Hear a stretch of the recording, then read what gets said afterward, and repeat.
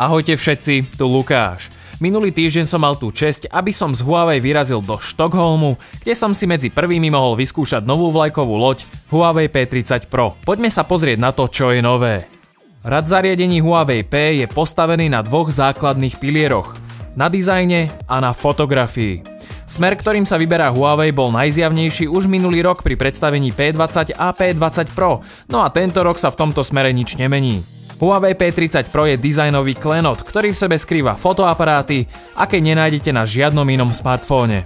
Začneme teda hneď s fotoaparátmi. P30 Pro disponuje 4 senzormi na zadnej strane s certifikáciou firmy Leica a jedným fotoaparátom na prednej strane. Na zadnej strane tak nájdeme hlavný 40 megapixelový snímač s clonou f1.6 a optickou stabilizáciou obrazu, 20 megapixelový ultrawide fotoaparát s clonou f2.2, 8 megapixelový zoom fotoaparát s clonou f3.4 a nový TOF alebo Time of Flight senzor určený pre snímanie hĺbky záberu. Huawei tvrdí, že bol vďaka nemu schopný výrazne vylepšiť efekt rozostrenia, tak uvidíme, či sa mu to skutočne podarilo. Výraznou zmenou však prešiel aj samotný 40 megapixelový senzor. Vďaka výmene zelených pixelov v RGB schéme za žlté pixely sa Huawei podarilo zvýšiť citlivosť na svetlo až na 409 600. To je teritorium výrazne obmedzeného počtu bezzrkadloviek. Uvidíme, ako sa bude správať v reálnom svete, no z krátkeho testu môžem povedať, že tak fotiť som zatiaľ nevidel žiaden iný telefón. Pri foťákoch spomeniem ešte jednu šialenosť, ktorá sa prejavila ako skutočne zaujímavá, a to 10-násobný zoom.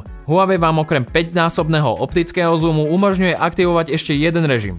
Vďaka špeciálnemu periskopovému fotoaparátu, ktorý je z troch senzorov najnižšie, uvidíte aj to, akej značky má sused kefku pri čistení zubov. Tento režim stabilizuje umelá inteligencia. Novinkou je aj využitie nočného režimu pri fotení počas dňa. Do aplikácie fotoaparátu pribudla napríklad možnosť vyhľadiť tečúcu vodu bez použitia statívu a podobne. Veľkou zmenou prešlo aj natáčanie videa, ktoré bolo pri Huawei veľkou slabinou. Firma tvrdí, že má najlepšiu stabilizáciu videa, akú momentálne zoženiete. Toto tvrdenie ale platí len pri natáčaní Full HD videa. Pri 4K stabilizácia opäť nefunguje.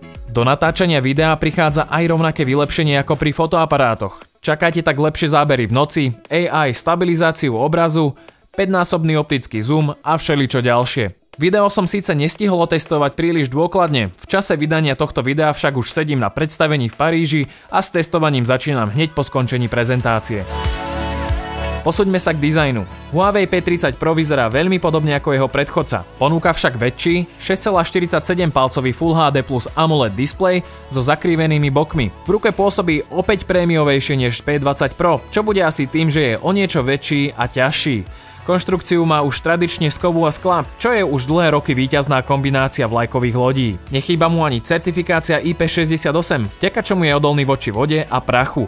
Bez tohto si však už neviem predstaviť žiadnu vlajkovú loď. Telefón poháňa procesor Kirin 980, teda rovnaký ako aj pri Mate 20, čo nijak zásadne nevadí. Je dosť výkonný, energeticky úsporný a samozrejme prináša všetky schopnosti spojené s umelou inteligenciou. Keď už som spomenul tú energetickú úspornosť, P30 Pro poháňa 4200 mAh batéria, čo naznačuje, že sa môžeme tešiť na seriózne dobrú výdrž. Snáď bude na takej úrovni ako Mate 20 Pro, ktorý má batériu s rovnakou kapacitou. Čo sa zvyšku týka, na výber budú dve verzie podľa veľkosti úložiska. Jedna z nich bude mať 8 GB pamäť RAM a 128 GB úložisko, tá druhá zas 8 GB RAM a 256 GB úložisko. Rozšíriť si ho môžete pomocou novej nanoSD karty, ktorú zatiaľ predáva len Huawei. Cenu ani dostupnosť nám Huawei v čase tvorby videa potvrdiť nevedel. Z dostupných informácií však P30 Pro začína na 999 eurách za 128 GB verziu. Dostupný by mal byť v apríli. Huawei na Slovensko priniesie 3 z